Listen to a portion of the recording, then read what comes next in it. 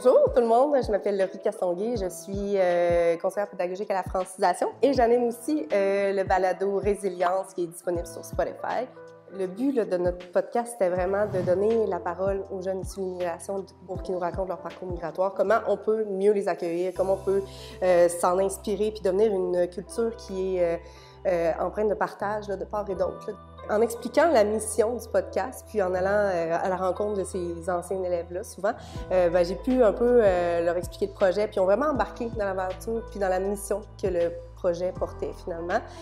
Puis, tu sais, il y a toute la relation de confiance aussi qui est établie par des pré-entrevues, des rencontres, qu'on va vraiment dégager la mission du projet aussi, qu'on va vraiment comme être vraiment franc avec la personne sur nos ententes, mais les siennes aussi. Tu sais, il y a des sujets qui veulent pas nécessairement aborder, puis c'est important de respecter ça. Donc, tout le protocole est vraiment important. Donc, c'est un peu ça. C'est un cheminement finalement.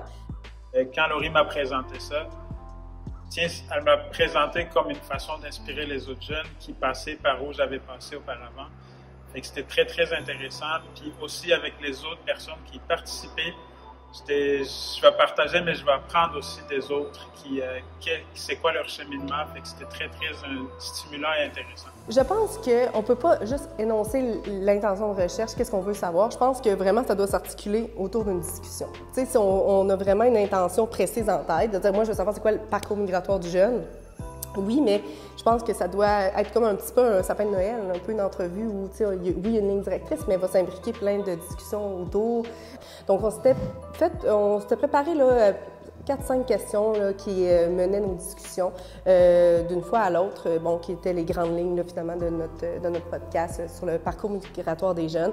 Donc évidemment que le parcours migratoire était posé, d'où tu viens, par quoi tu es passé, c'est quoi tes... Puis il y avait le volet aussi adolescence qu'on voulait toucher. Est-ce que c'est plus difficile d'être adolescent et immigrant versus les plus petits qui arrivent ou les plus grands?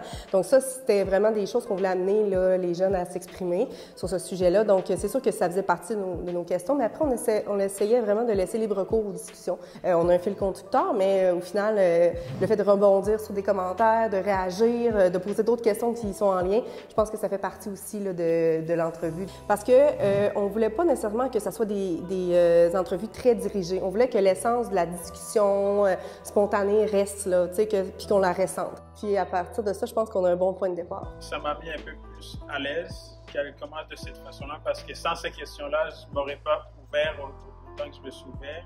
Fait que ça m'a juste donné la liberté de m'ouvrir sur plusieurs sujets, puis je me sentais pas interrogé. La première année, on avait 8 épisodes. Puis je trouvais ça important qu'on ait une belle représentativité des gens dans notre société. Tu sais, par exemple, il y avait un imam qui est venu prendre la parole par rapport à la religion musulmane.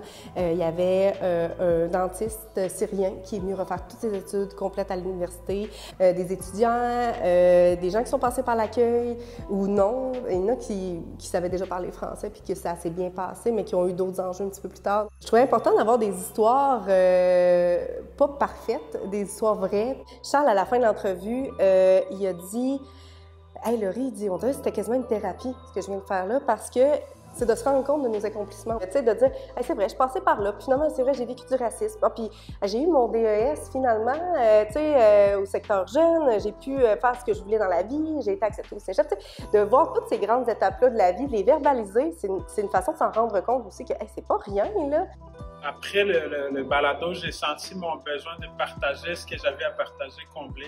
Oui, une introspection de voir par quoi je suis passée, ça a été quoi mes difficultés. Maintenant, je regarde d'adulte sur ces difficultés-là. Donc, comment j'en suis rebondie pour devenir citoyen d'aujourd'hui. Donc, c'était vraiment extraordinaire. Puis pour nous aussi, d'écouter ça, je suis certaine que ça fait de nous des meilleurs citoyens, de dire je suis pas passée par toutes ces difficultés-là, mais j'en suis consciente.